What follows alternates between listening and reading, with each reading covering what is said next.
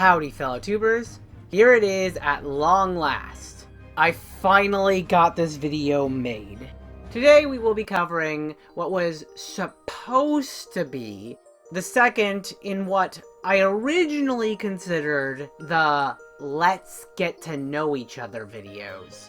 It took so long because codifying exactly what order I rank these gameplay loops into took some real introspection. Putting those thoughts into words took longer, and then I had to grab all the footage to fully illustrate this celebration of video games as a medium.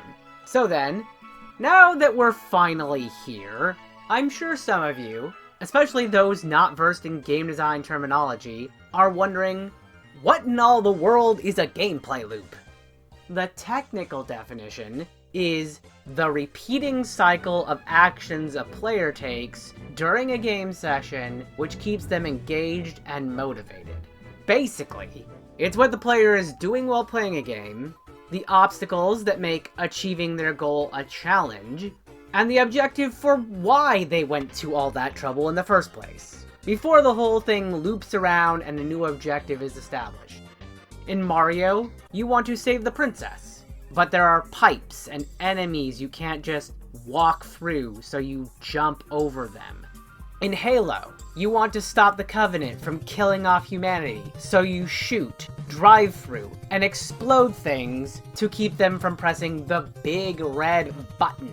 And in Minecraft, you'll set your own ludicrous objective, spend hundreds of hours gathering the materials to build it, and then get distracted by some other game and never return.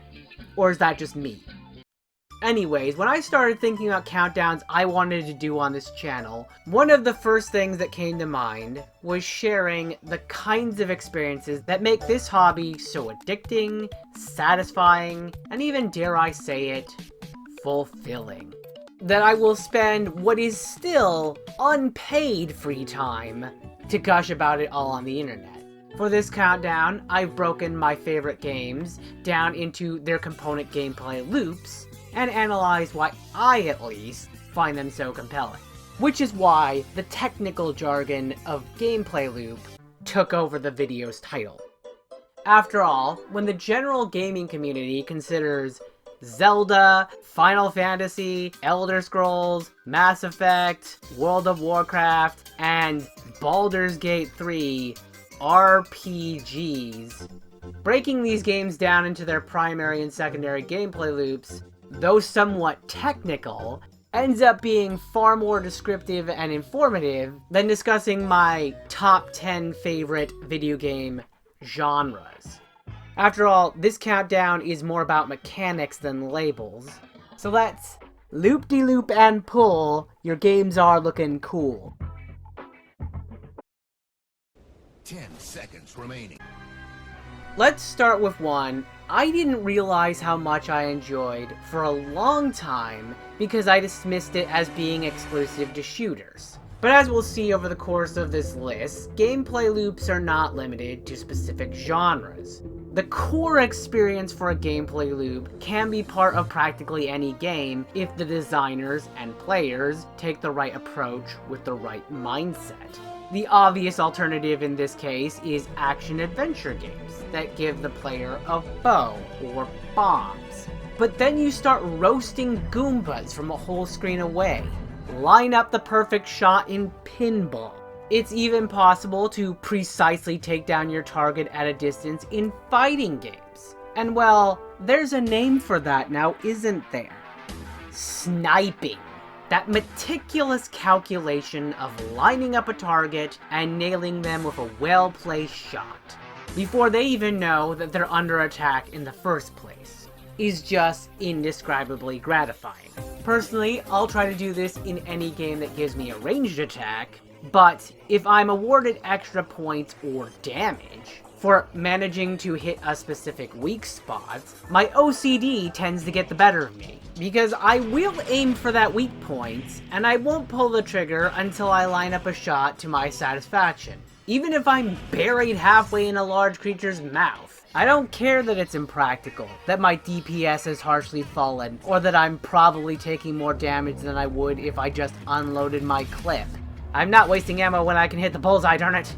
I think my playstyle speaks for itself as to how well the reactive portion of gunplay goes in multiplayer, so I'm rarely able to get the extra thrill of pulling it off against another person. That said, even when I'm shooting fish in a barrel, I get a surprising amount of joy from it.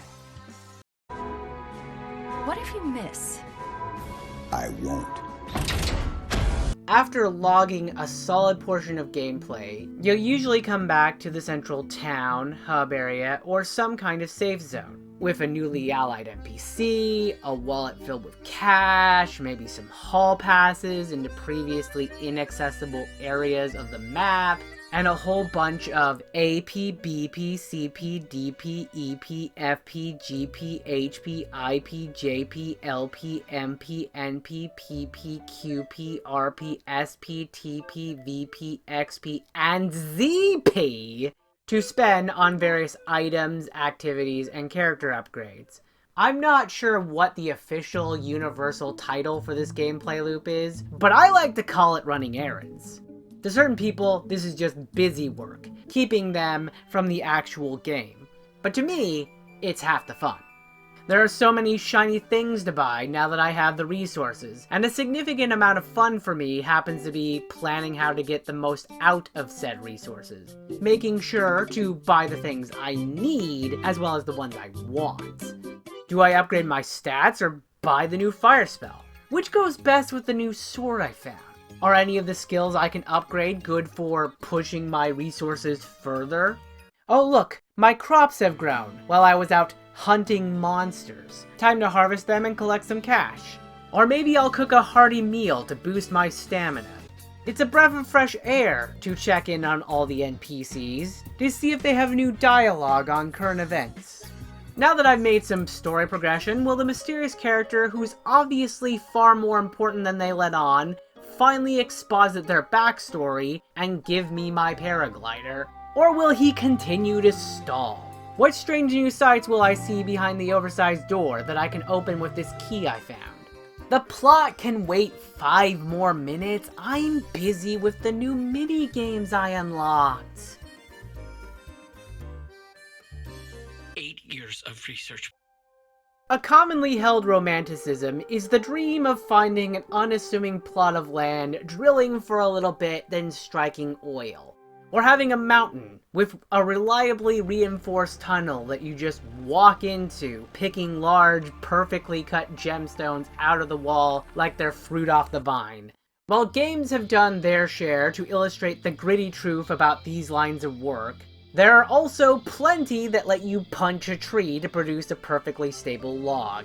My enjoyment leans towards the less realistic tree punching side of things. Not only is it less grim, but somewhere in the process of reducing thousands of man-hours of tedious back-breaking labor into an easy-to-manage casual routine, it transforms into a cathartic and surprisingly addicting activity.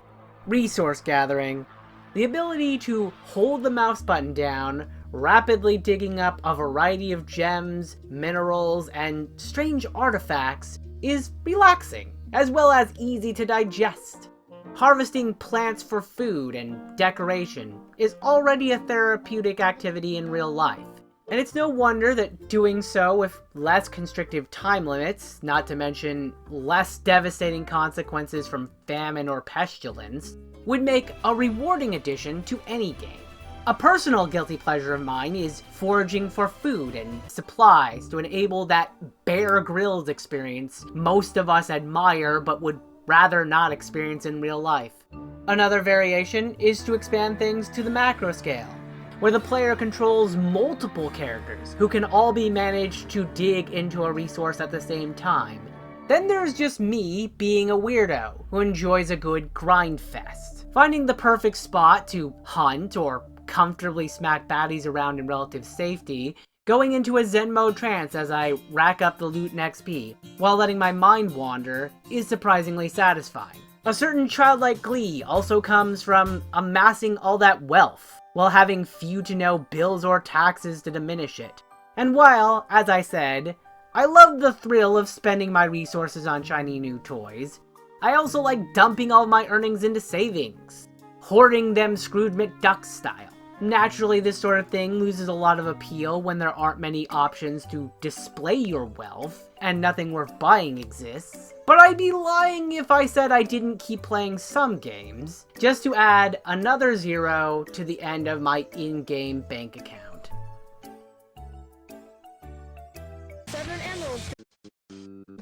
If it's not apparent yet, I really like strategy and resource management. I prefer having my builds planned out and my route charted. Oftentimes, I'm more interested in how many options are available and which approach provides the most strategic gain, rather than what method of reaching the goal feels the best to perform.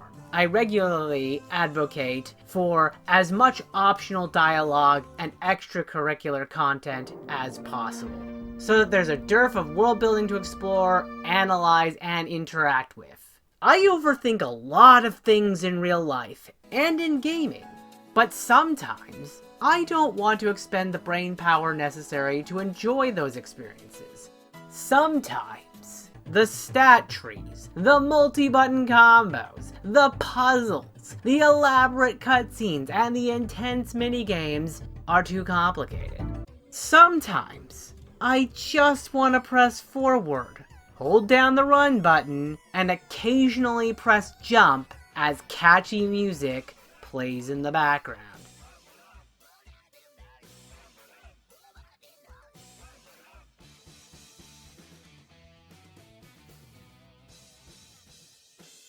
There's a reason platforming games were all the rage back in the day, and why they keep coming back. There's an inherent appeal to dashing across the stage, leaping over every obstacle without a care in the world. No slow-moving elevators, or keys to the impenetrable waist-high fence needed. Just press jump, and off the ground you ascend. The sky is in fact the only limit. And more often than not, that limit is itself an illusion. No matter which flavor of jumping is used to enable this freedom, be it bobbing and weaving through enemy attacks, then bopping them on the head, leaping off of structures into a glide, building up inhuman speed in order to use the enhanced momentum to reach new heights, stylishly sliding from objective to objective like an acrobatic freerunner, or the laid-back, infinite mid-air jump. There's a surprising amount of set pieces and fighting styles to master that wouldn't be nearly as dynamic or present the same flavor of challenge and satisfaction if the player didn't have the ability to jump several times their height. The skill ceiling for this gameplay loop remains well beyond my reach, but it can be taken to ludicrous extremes where the laws of gravity arguably still apply, but are so easy to bend they become more like guidelines than scientific laws. The top is made of rubber, the bottom is made of springs. It's bouncy flouncy trouncy, and while it may not be the best, it's darn good fun. Let me get a number 6 with extra dip. I've always had a love-hate relationship with purely arcade games. They're fun to pick up and play without anything complicated to think about. No levels to grind, story to interrupt, or overly cinematic finishers to slow me down. The best ones take a single mechanic to their extreme without any frills. But the double-edged sword to that is they tend to be contextless endurance challenges that end up tedious and frustrating when they don't click with the player. On the other hand, there are the ones that are so addicting, they are my classic examples of one more game. In recent years, I've found a subgenre that surpasses all my previous favorites. Match 3. The risk-reward of planning ahead several moves to achieve a 4 or more of a kind while matching the required 3 of a kind this turn, knowing each move will disrupt the whole board like so much unstable sand suspended over a room full of booby traps, provides an endless supply of entertainment. Also, unlike the vast majority of arcade-style games, Match 3's straightforward core is both broad and deep in its complexity, to the point that many different developers have branched out with it in a ton of compelling ways that not only keep things from growing stale, but add layers upon layers of nuance to an already deep premise. For example, the tension can be upped by replacing the threat of ending when you run out of moves with a time limit to finish a certain quota. A few games go so far as to actually add resource management, involving special commands to change the terrain of the board. Not to mention versus mechanics, that are just as much about playing in such a way that your opponent can't play, as it is trying to make the ideal move for yourself. Some of the more out there games say, two-way swapping is so last season, let's do 3-way rotation. What happens when the whole removing pieces from the board conceit flips on its head, giving the player the challenge of permanently placing pieces while trying not to box themselves in? Some games introduce the reflexive skill of aiming into the equation. Or why don't we just turn this into a full-on battle simulation? This premise is just so unique to video games and so unendingly fun that I'm always happy for more of it.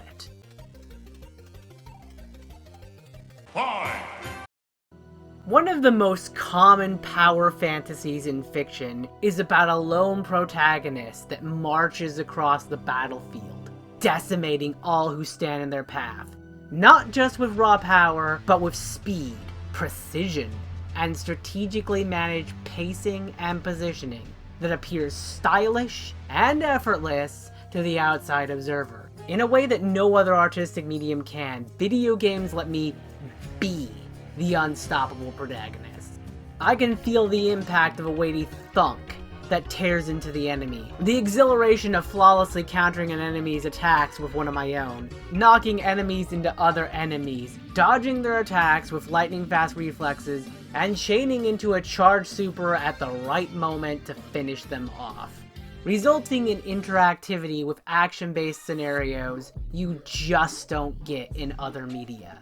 In gameplay terms, action gameplay is all about a convergence of aesthetics, mechanical diversity, and game feel, to not only enable a specific type of power fantasy, but use the in-depth control of characters' actions to create complex mechanics to master.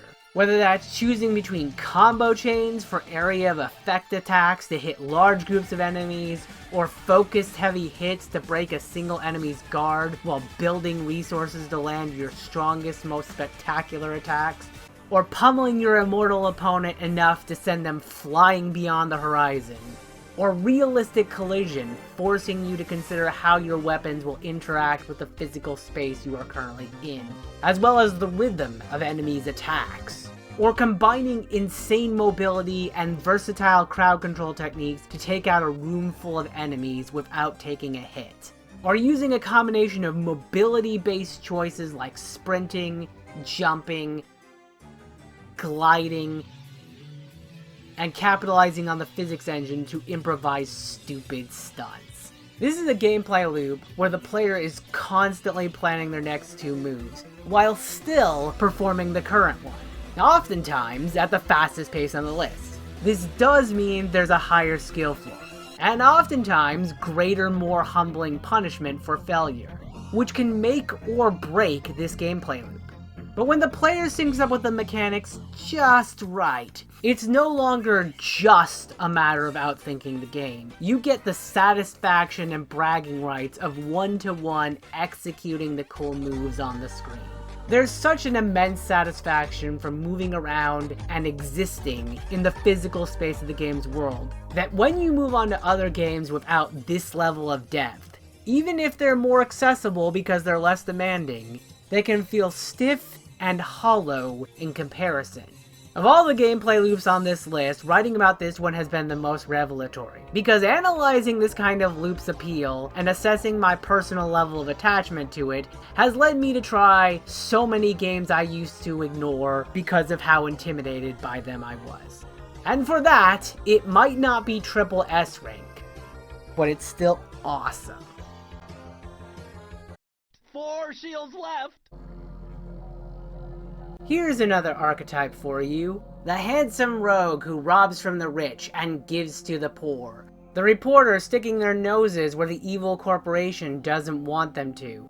The silent assassin who leaves no physical evidence. Or the thief who opts only to take what he came for, knowing he can come back whenever the mood strikes him. The character who can leave in the middle of a conversation without being noticed, while the other person keeps talking. Yeah, that's right, I do want to be Batman. Being a creature of legend because of what people haven't seen is just as cool as being one for what they have seen. Sneaking and climbing is the slower, more deliberate kind of mobility-based fun to platforming's somewhat more instant gratification gameplay loop. It's more about appreciating the subtle details of a world brought to life than bouncing all over the place as fast as you can. There's a different philosophy at play that appeals to a different mindset. Rather than subscribing to the notion that rushing forward with constant momentum is the fastest, most efficient method to achieve one's objectives, the stealth philosophy invests a little more time and focus into finding a path of least resistance. Not because you can't win against your challengers in a fight, or you can't get across the obstacle course. Rather, you are so far beyond them that demonstrating your superiority in such a flashy, overt fashion is a tedious, time-wasting formality. The real power move is to rummage through your opponent's life, screw with it however you want, and leave without a confrontation, having only let them see what you wanted them to see. Better still, not only does the path of least resistance come with at least some peace and quiet, as well as a really nice view separate from the rabble of mooks you know you're superior to, seeing them when they can't see you enables so many tactical tools to demolish them quickly, and further emphasize just how outclassed they are. Instead of charging into every fight, quietly creep up to one-hit KO them from behind. Or create death traps, luring them to a spot you picked to watch their most entertaining demise. Finally, in the event your patience runs dry from overexposure to simpletons and mediocrity, you can always sacrifice a portion of your ghost cred and just headshot them from beyond the range of vision for both them and their allies, leaving you to disappear once more into the shadows. Sneaking and climbing is the gameplay loop that gets the worst reputation, because of how badly it's forced into portions of games where it doesn't belong. But for me, the fights that can be avoided, the versatility, the mobility, and the environmental options added mechanically, as well as the romanticism of affecting the world without being known, outweigh the negatives to earn this spot.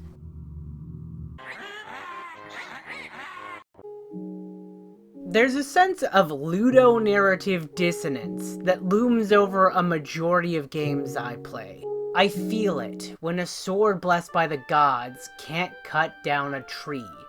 When a master of alteration and mysticism is conspicuously limited to only affecting the character sheets of NPCs and not the world around them. Or when I can command half a dozen ecosystem manipulating creatures right up to the alleged creator of the universe, but I need a freaking computer disk in order to teach them how to cut down a 2-inch wide sapling. Too often, characters or artifacts in games are talked up as having incredible influence on the world around them. Yet that power either doesn't get illustrated through gameplay or is demonstrated solely through statistical damage, which is disappointing. Not just for the immersion breaking, but because the power to reshape a game's world as if it were your own personal sandbox can be one of the most varied power fantasies, having the best potential to resonate with the player on a personal level. With a buildy sandbox, there are so many options for iteration and adaptation. The very nature of combat scenarios radically shifts when you can reshape the battlefield to your advantage. Instead of engaging with a developer's scripted scenarios, climbing every mountain, fording every stream, or even finding a path of least resistance around their creations, just bulldoze through every obstacle in your path and build your own custom fast travel network. Rather than resorting to direct combat, leave traps everywhere to dispatch opponents when you're off doing other tasks, or build walls of defense, lighting every corner to prevent them from appearing in the first place. Fed up with a fight that's already been instigated? Set fire and watch your enemies perish as the world burns around you. When you can control what enemies spawn where, or control the size and rate of plant growth in your farm, grinding for rare items transforms from a tedious manual task to a rewarding engineering challenge to find the most efficient automated system. Once you get to the point where the gameplay focuses more on management and construction than survival, you transition into the second layer of appeal for this type of fun: the memories and creations you brought into existence. When you are personally responsible for and know the logic behind every mistyped signpost, inexplicably aligned crop formation, quirky contraption, and out-of-context artistic reference, you form far more potent memories and connections to the game's world. The various challenges you face and accommodations you take advantage of are as much your own doing as the game design. And it's very possible for those personal connections to have greater impact than the best written, acted, and scored set pieces or cutscenes. Admittedly, without a direction and mechanics that reward building with mechanical benefits, this gameplay loop loses some of its appeal. But as long as I have a compelling project to construct, Buildy Sandbox is the most enduringly enjoyable. I prefer the title Second Head. This particular gameplay loop is one of the most universal and easily recognizable even beyond the realm of video games. You see, whenever there's a set of clues with a present at the end, wherever there's a treasure map torn to pieces, whenever there are 7 magical balls that will summon the dragon to grant a wish, whenever a mad scientist asks you to acquire a strange herb, wherever there's a family whose curse can only be lifted by gathering the gold tokens, wherever there are missing puzzle pieces necessary to open a door, whenever there are a bunch of monsters that need to be caught, and whenever a bunny paints eggs for the children to find, it starts a collectathon. This is another case of 2 similar core appeals shared between 2 different gameplay loops. In this case, like resource gathering, it comes from the joy of collecting valuables. However, where resource gathering focuses on large quantities of a generic resource and the satisfaction of finding an optimized routine to efficiently farm that resource indefinitely, Collectathon is more about exploration, adventure, and OCD. The appeal is less in the practical game application of having items because they do something, and more enjoying the set pieces and scenarios on the journey to find each and every one of a select group of rare artifacts. The journey is appealing in no small part because it starts smooth and easy, maintaining a quick and constant pace better than most other gameplay loops. The iconic platforming iteration streamlines time-consuming tasks into straightforward, bite-sized challenges. Instead of regularly watering crops for several in-game days, squirt them once to harvest. Instead of getting locked into a mining minigame, just smash that pile, grab the loot, and move on to other caches of the MacGuffin.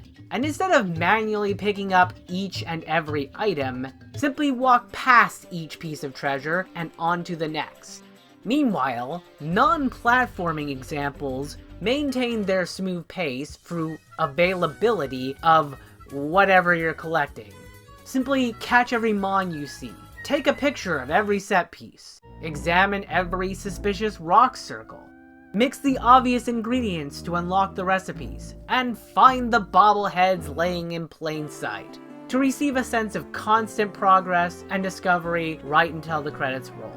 However, as the number of undiscovered collectibles dwindles, the challenge level rapidly increases, both from the only missions remaining being the harder ones, and scarcity making them difficult to find in the first place. That last remaining percent niggles the back of your mind every time you think about the game, escalating to the point of facing any obstacle, searching every inch of the world, and accepting every tedious fetch quest in the name of gotta catch 'em all, until you achieve the catharsis of rounding that 99% to a solid 100. It's also worth noting that even when there isn't necessarily a mechanical purpose to acquiring collectathon trinkets, greater detail put into each individual collectible aesthetically and narratively makes them more dynamic and memorable to display than a bunch of zeros at the end of a bank account. Collectathons are arguably the most intuitive, easiest to pick up and play gameplay loops that exist. And it's been a very close race between this and number 1 as I write my thoughts for this script. But in the end, I went with personal preference.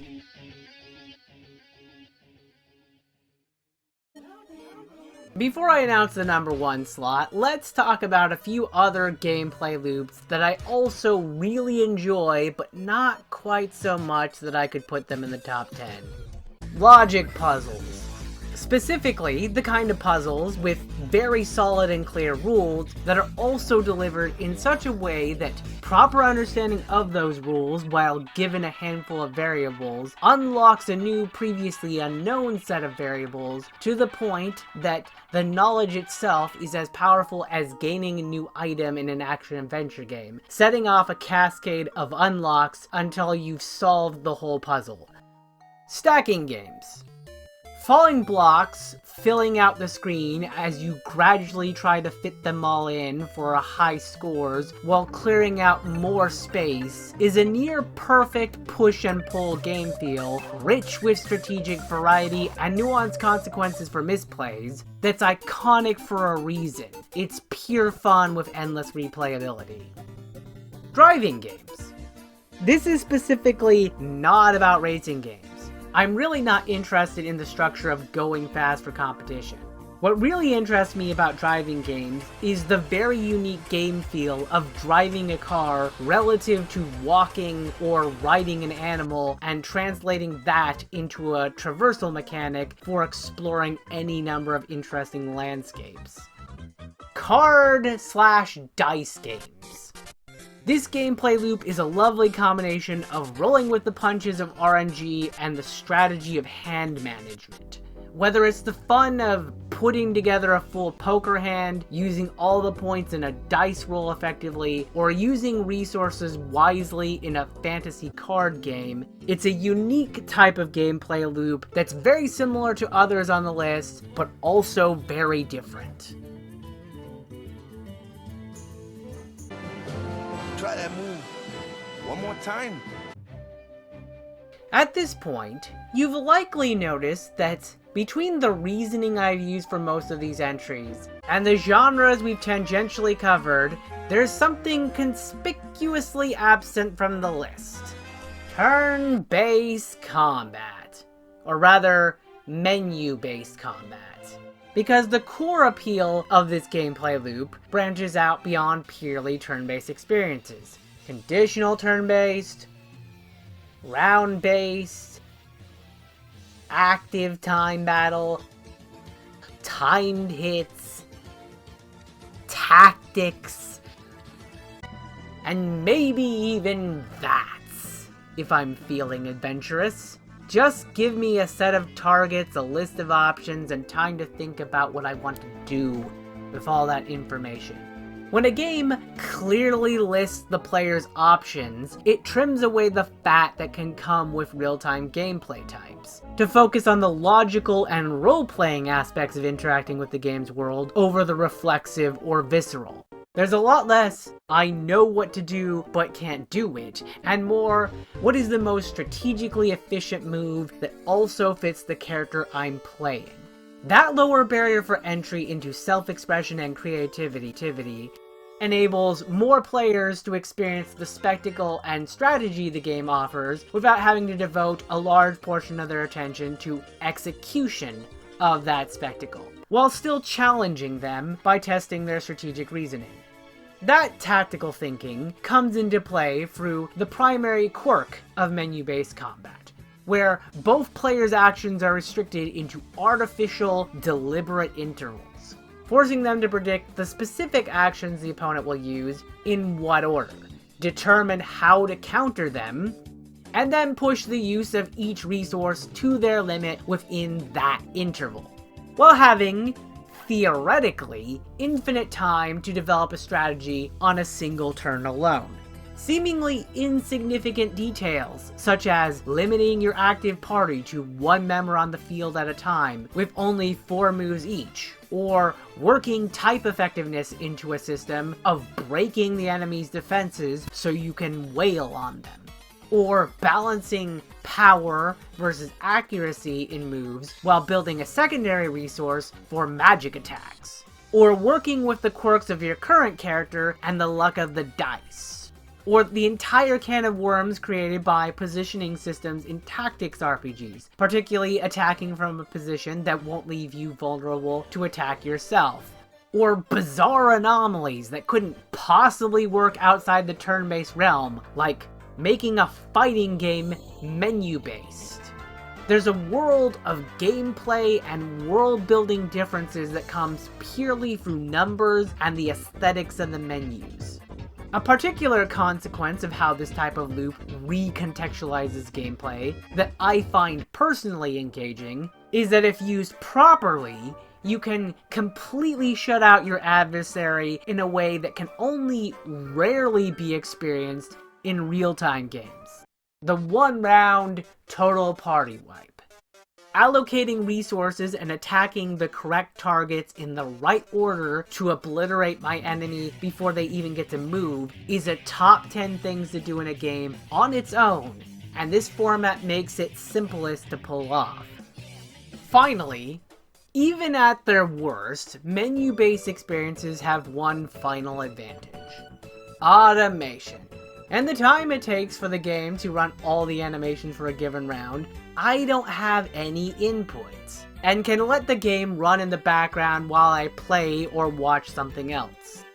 That same zen-like state I can enter where I can listen to a podcast while playing a buildy sandbox, resource gathering game, or a platformer I know well, reaches its full potential when I can just pick from a menu and let the game do its thing.